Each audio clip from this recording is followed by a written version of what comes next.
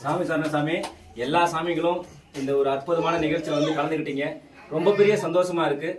இந்த இயக்கம் நாமெல்லாம் மனித பிறவிகள் இருப்போம், போய்கிட்டே இருப்போம். இருந்தாலும் இந்த இயக்கம் அந்த பேரோட பக்தர் எல்லாரும் சேர்ந்து செஞ்சுக்கிட்டே இருப்பாங்க. ஏதோ ஒரு இடத்துல இந்த பிள்ளைங்க தொடங்கி கஷ்டப்பட்டாங்க ஆதியில, இன்னைக்கு வந்து இது போய்கிட்டு இருக்கு. இது காலங்காலமா தொண்டு நடந்துகிட்டே இருக்கும். இந்த தொண்டுல முத அடி எடுத்து வச்சுட்டு இருக்க எல்லாருக்கும் அந்த புண்ணியம் கிடைக்கும். காலத்துக்குமே நம்ம பேர் சொல்லிக்கிட்டே இருக்கும்.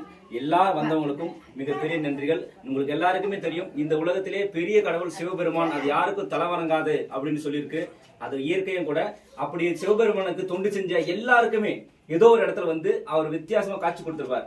தொண்டு செஞ்ச ஒருத்தருக்கு மட்டும், திருநாவுக்கரசருக்கு மட்டும் அவரே கைலாயத்தை பேத்து கொண்டு வந்து காட்சி கொடுத்தது உண்டு. அவர் கைலாயத்தை தேடி போல பேத்து கொண்டு வந்திருக்கார்.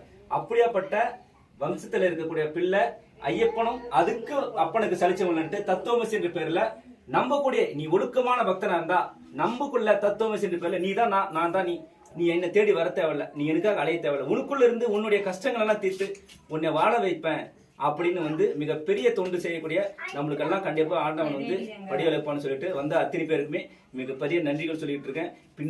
எங்களுக்கு பின்னாடி இருந்து செஞ்ச அவங்களுக்கும் உங்களோட குடும்பமும் வந்து சீரும் சிறப்புமா இருக்கும். இப்ப செஞ்சுக்கிட்டு இருக்கிறவங்களுக்கும் சீரும் சிறப்புமா இருப்பீங்க. எல்லாரும் ஐயப்பனுடைய குழந்தைகள் தான். எல்லாரும் நல்லா இருக்கணும். சாமி சரணம். சாமி சரணம்.